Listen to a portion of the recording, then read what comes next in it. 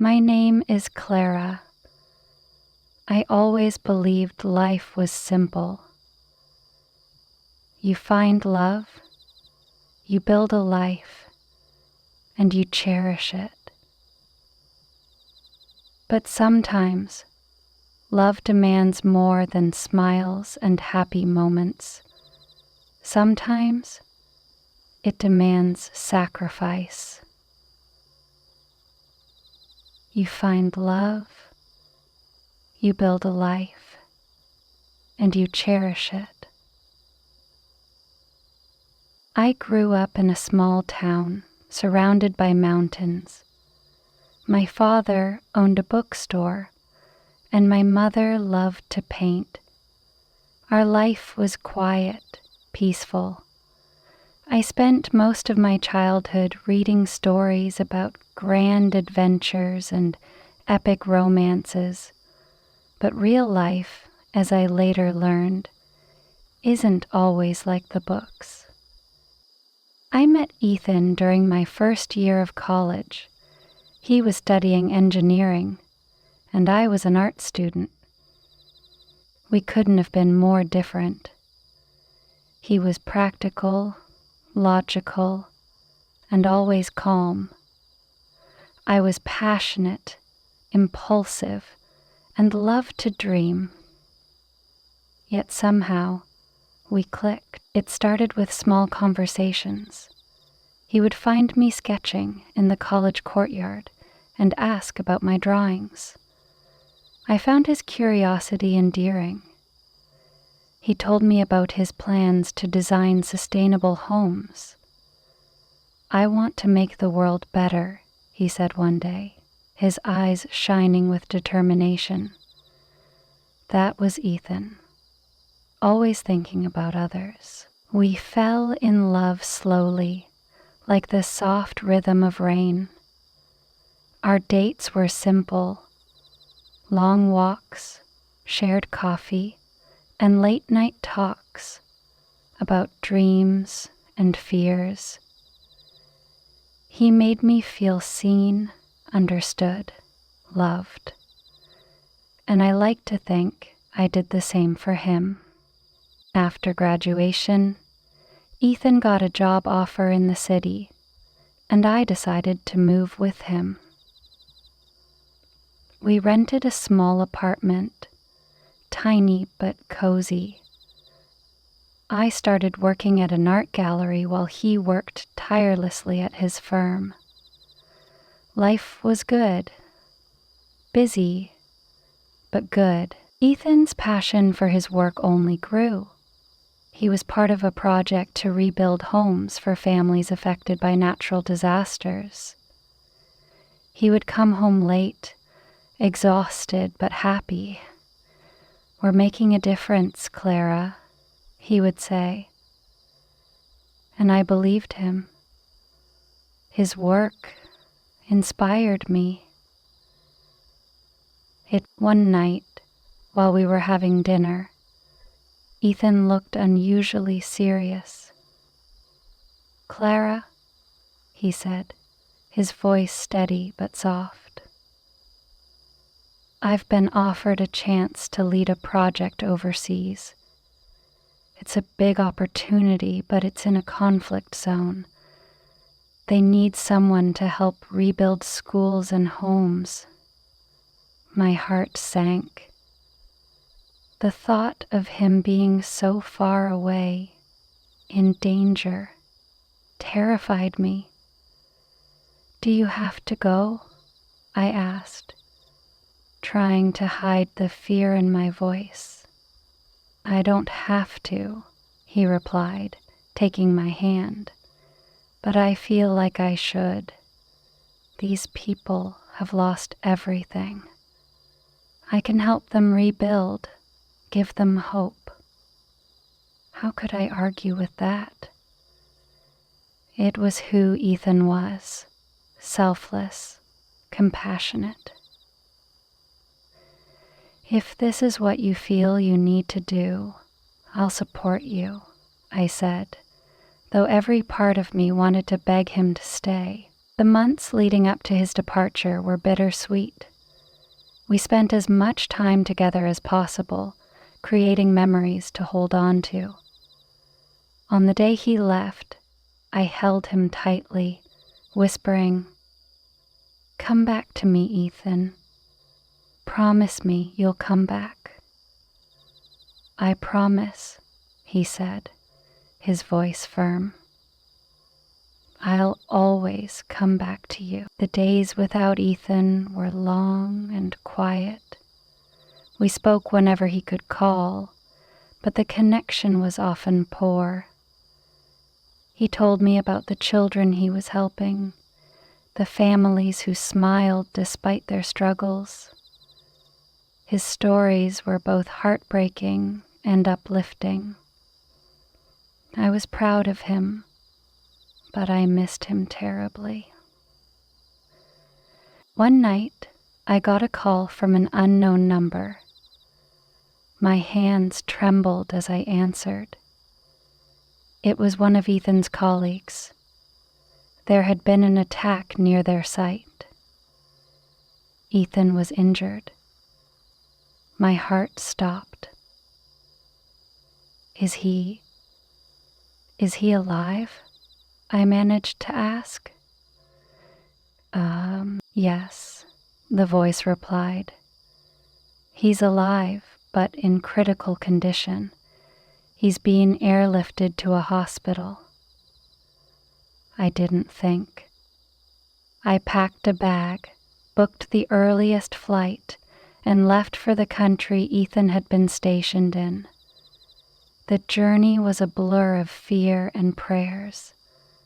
When I arrived at the hospital, I barely recognized him. He was covered in bandages, machines beeping around him, but he was breathing. I sat by his side, holding his hand. "Ethan, it's me, Clara.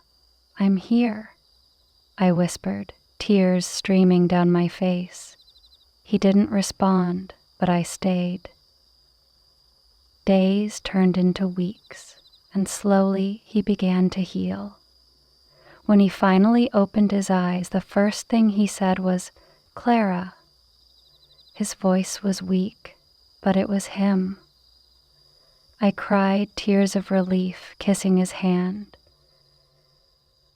"You promised," I said.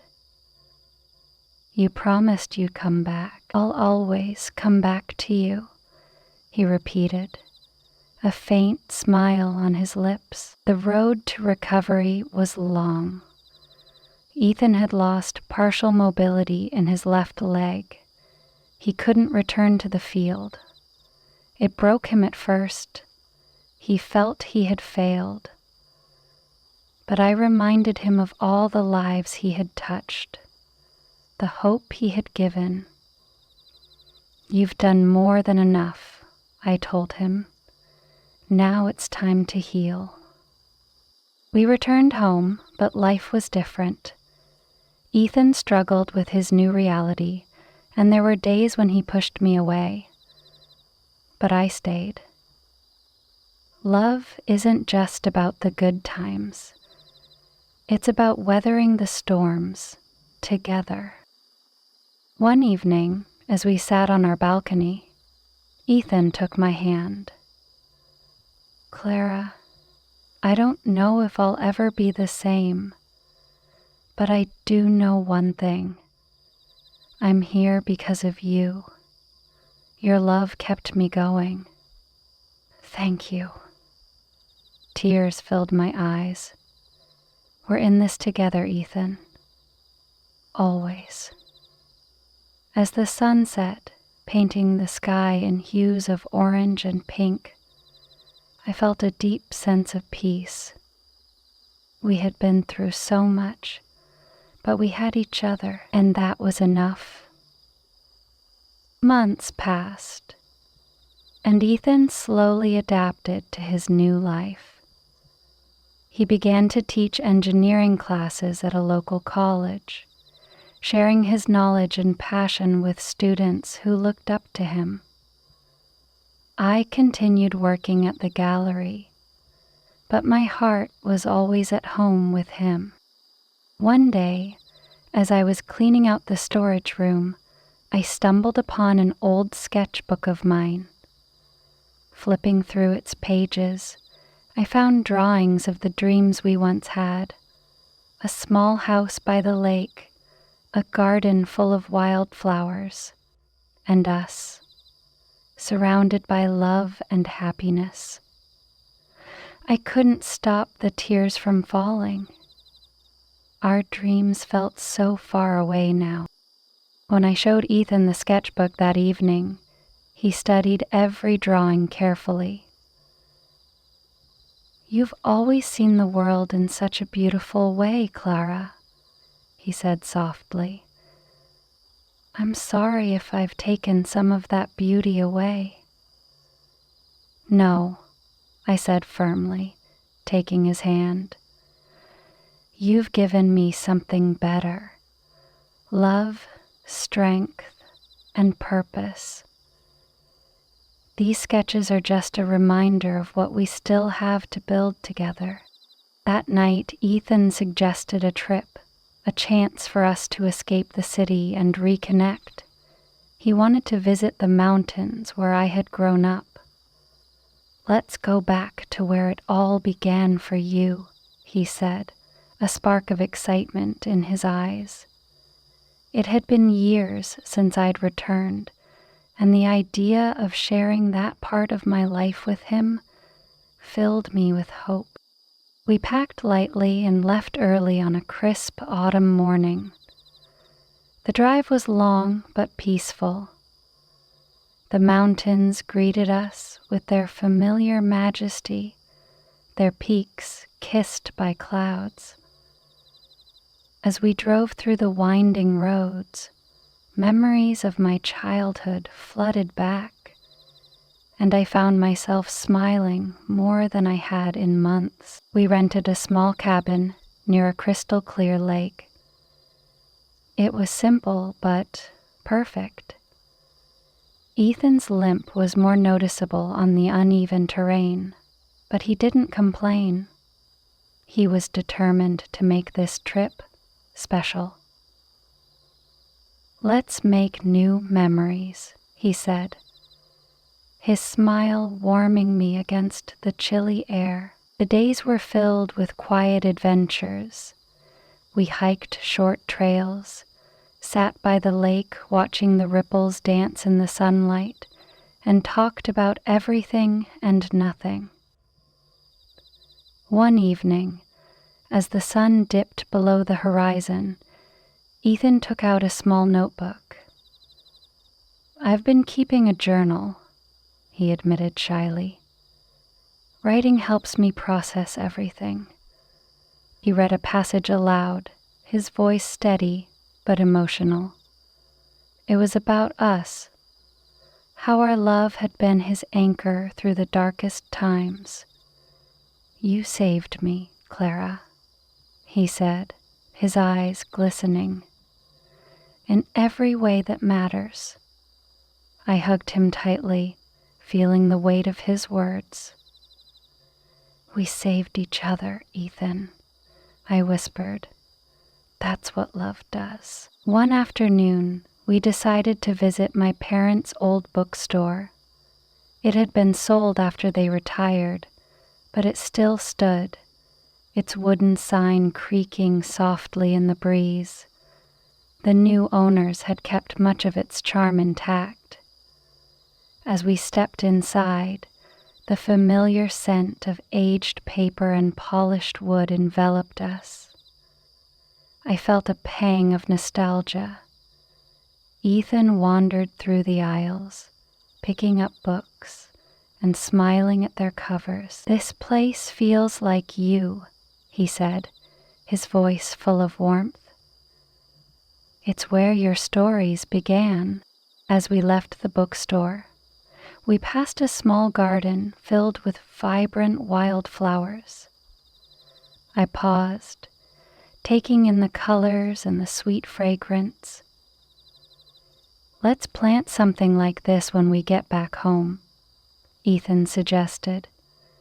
a little reminder of this trip. I'd love that, I replied, imagining the two of us tending to a garden together. But life, as always, had its own plans.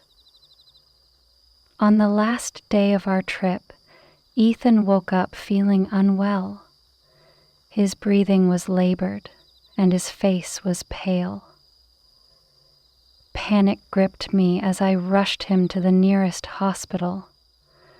The doctors worked quickly, and I waited in the sterile white corridor, praying silently. Hours later, a doctor approached me, her expression grave. "Ethan's condition is serious," she said. "His previous injuries have led to complications. We'll do everything we can, but he's very weak."